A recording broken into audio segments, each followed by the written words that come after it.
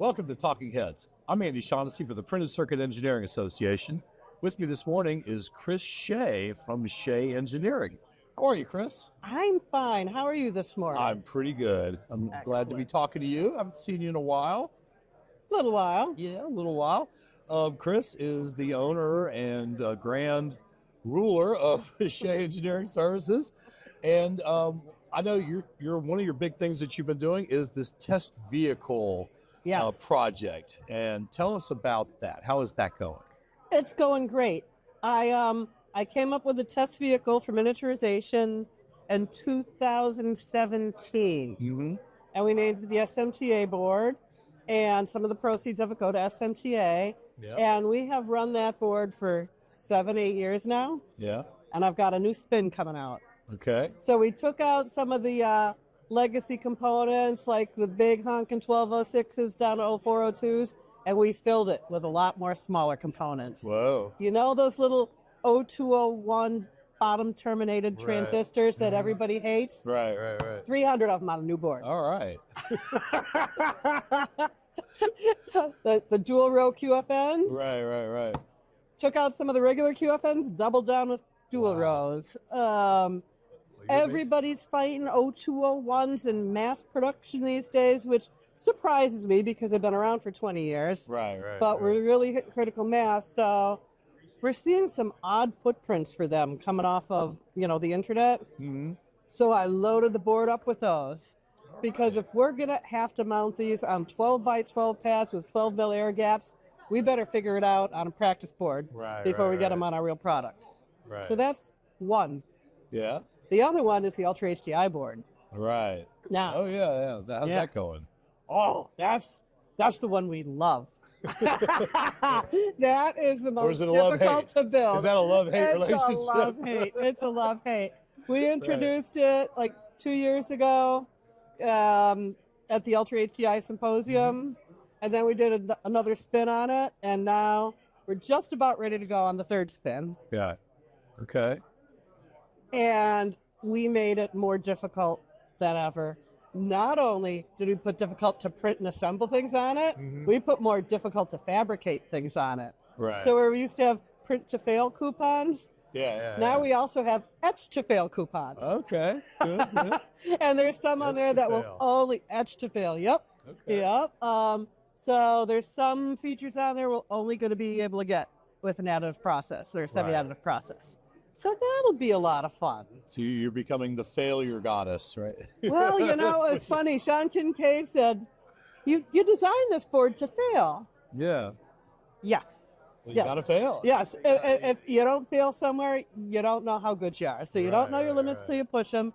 So we're pushing the limits. Right. The reason this board is so important, the Ultra HDI board, is because we're going towards Ultra HDI fabrication in our country. Right. So everybody building military and avionic electronics, all of a sudden, about a year and a half from now, they're going to be able to condense their circuitry and get such great signal speed and density and integrity that they're going to ask the assemblers in the defense industrial base to assemble 01005s and 0.3 BGAs and stuff that we have no capability of in America, and stuff that's going to take us another 12 to 18 months to figure out on the assembly side. Right. So I've got this crazy idea.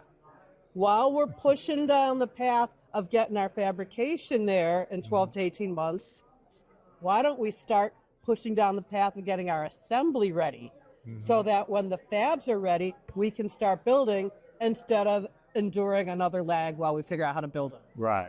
Now, I know this is nuts because I've worked NPI for so long that you never know a new component is coming your way until it hits the bill of materials on that NPI build and you're left scratching your head. So this is how we've done it for the 37 years I've been building boards. Right. So I'm being a bit heretical here saying, hey, guys, let's get ready ahead of time. Right. So we'll see how this works out. Wish me luck. Let's have all of the meal items ready when it's time to eat, right? Yeah. Let's not put all our efforts on a fab and go, hey, we got the fab. Right. But we can't build it. Right. Sort of like what we're doing right now with chips. We have fabs in the U.S. where we can make the chips. We have our own U.S. foundries for chips. Right. Where do we package them? Yeah. Not here. We send them back to Taiwan or Korea for packaging. Right. So we have to build this domestically Right. if we're going to just move forward with technology and evolve the world forward. You should go to My mission. You should go to DC and talk about it. You know, that's a great idea. I am. All right. PCBAA annual meeting is June 16th to 18th in DC, and I will be there, and I'll be armed with statistics on where we can boost our own defense industrial base to meet the needs of our warfighter. Well, they need to know it. I mean, it does seem like the politicians are listening. I mean, they're at least pretending to listen. I don't know if they all are, but I mean, for years they just blew us off, you know. So it does seem like they're at least pretending to pay attention. They're paying a lot more attention. They are paying attention. In fact, in today's keynote, Francisco from Bounce was telling us how he did actually get a lot of help from the government in bringing his product to fruition. Yeah. So that's a neat little thing to throw. That's really cool. That's cool. Yeah. So you're like Mr. Smith goes to Washington, right? Miss Shea goes to Washington. Miss Shea goes to Washington. And she's going to tell everybody who wants to hear it, and even some who don't, right, what the last 37 years has been like in the industry, the boom, the baby boomer generation that brought it all to fruition that's now retiring, the shift to Asia 20 years ago, and the lack of experience, knowledge, and actually equipment manufacturers we have in the U.S. right now. Right. It's time to bring it back. We invented it. It's time to bring it back and perfect it. You make it sound simple. It's okay. Let's hope they listen. Let's hope they listen. If it was simple, I wouldn't still be here. They certainly need to. Is there anything else you want to add? I'm happy to be here in Worcester. Yeah. Really glad that we've got the PCB East going on. We were trying really hard to put together an assembly program this year. Yeah. And we curated some of the best speakers and some of the best topics. But unfortunately, the attendance wasn't shaping up the way we wanted it to about a month ago, so we had to make a decision. And the decision was to postpone it and send it out to PCB West. Right. So that assembly track, and all our speakers have agreed that we will all be in Santa Clara the last week of September with an assembly track of 2 days where we have beginner, intermediate to advanced, management, and military sessions. And it will be on Tuesday and Wednesday and coincide with the expo. So we're moving it to a bigger venue with a bigger audience, perhaps, and a better schedule. So we'll see all the assembly track people there, including you. Yeah, I'll be there. All right. Well, good to see you again, Chrys. Been a while. My pleasure. Yeah. My pleasure. And I'm always good for a wisecrack, aren't I? Oh, yeah. That's right. All right. Thank you, Andy. Thank you, Chrys. Once again, for Talking Heads, I'm Andy Shaughnessy. Thanks for watching.